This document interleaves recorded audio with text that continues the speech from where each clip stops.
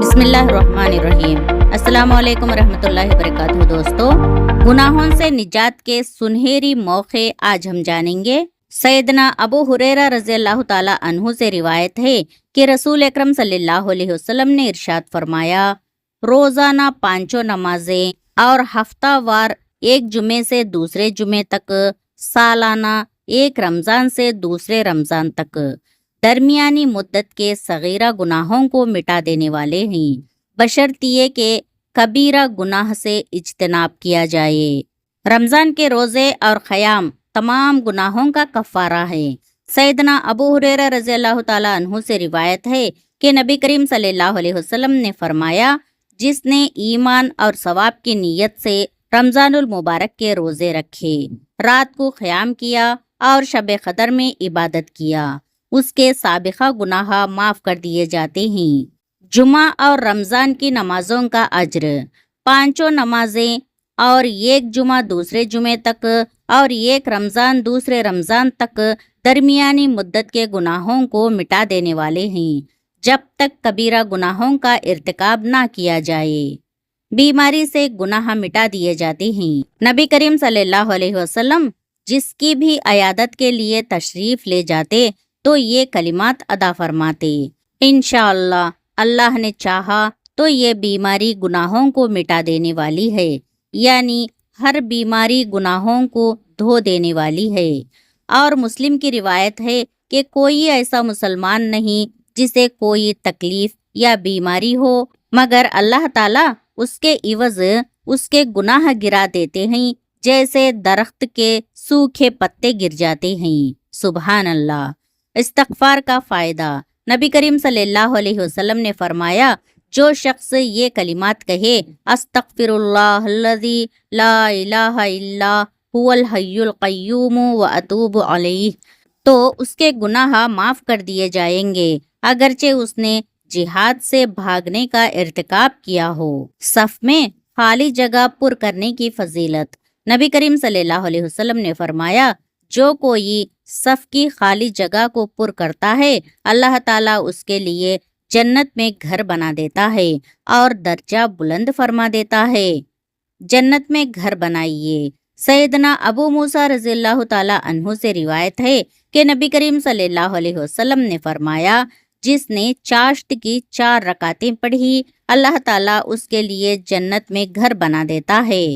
پیر اور جمعرات کے روزوں کی فضیلت، نبی کریم صلی اللہ علیہ وسلم نے فرمایا، پیر اور جمعرات کے دن اعمال پیش کیے جاتے ہیں، اس لیے میں چاہتا ہوں کہ جب میرے اعمال پیش ہو تو میں روزے سے ہوں۔ اللہ کی راہ میں شہادت کا اجر، نبی کریم صلی اللہ علیہ وسلم نے فرمایا، شہید کے تمام گناہ معاف ہو جاتے ہیں سوائے قرض کے۔ شرک نہ کرنے والا جنت میں جائے گا۔ سیدنا جابر رضی اللہ تعالی عنہ سے روایت ہے کہ ایک دیہاتی نبی کریم صلی اللہ علیہ وسلم کی خدمت میں آیا اور عرض کیا، 2 واجب کرنے والی چیزیں کیا ہیں؟ آپ صلی اللہ علیہ وسلم نے فرمایا، جو شخص اس حال میں مرا کہ وہ اللہ کے ساتھ کسی کو شریک نہیں ٹھہراتا تھا، وہ جنت میں جائے گا، اور جس کو اس حالت میں موت آئی کہ وہ اللہ کے ساتھ کسی اور کو شریک ٹھہراتا تھا تو وہ جہنم میں جائے گا۔ نبی کریم صلی اللہ علیہ وسلم کی اطاعت کرنے سے اللہ تعالیٰ گناہ مٹا دیتے ہیں۔ اے نبی صلی اللہ علیہ وسلم، کہہ دیجئے، اگر تم اللہ سے محبت رکھتے ہو تو میری تابعداری کرو، اللہ تم سے محبت کرے گا اور تمہارے گناہ معاف فرما دے گا۔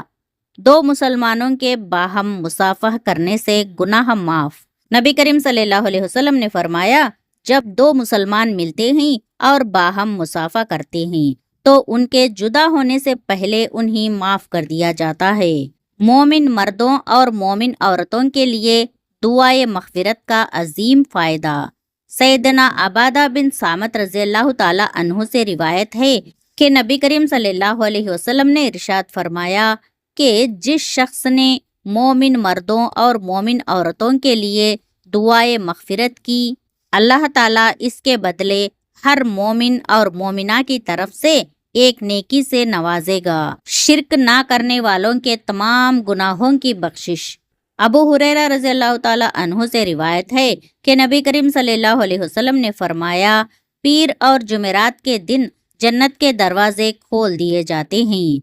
बस हर उस शख्स के गुनाह माफ कर दिए जाते हैं जिसने अल्लाह के साथ किसी को शरीक ना ठहराया हो, और सिवाय उस आदमी के उसके और उसके भाई के दरमियान दुश्मनी हो। यानी कोई अपने भाई से दुश्मनी रखता हो तो अल्लाह ताला उसके गुनाह माफ नहीं फरमाएंगे। सुन्नत से मोहब्बत करने वाला नबी करीम सल्लल्लाहु अलैहि वसल्लम के साथ जन्नत में होगा। नबी करीम सल्लल्लाहु अलैहि वसल्लम ने फरमाया, जिसने मेरी सुन्नत से मोहब्बत की उसने मुझसे मोहब्बत की, और जिसने मुझसे मोहब्बत की वो मेरे साथ जन्नत में होगा। छिपकली को मारने का सवाब। नबी करीम सल्लल्लाहु अलैहि वसल्लम ने फरमाया, जो शख्स छिपकली को पहली बार में मार डाले उसे 100 नेकियां मिलेंगी, और दूसरी बार उससे कम, और तीसरी बार उससे कम। यानी छिपकली को मारना हो तो पहली बार में ही मार दें, उसके साथ खिलवाड़ ना करें, यानी सता कर ना मारें। अल्लाह ताला से दुआ है कि अल्लाह हमें कुरान और हदीस को सही पढ़ने और समझने और उस पे अमल करने की तौफीक अता फरमाए। आमीन या रब्बुल आलमीन।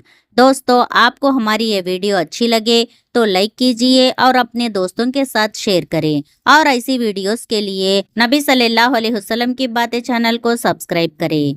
जज़ाकुमुल्लाहु खैरन कसीरा। अस्सलामु अलैकुम व रहमतुल्लाहि व बरकातुहू।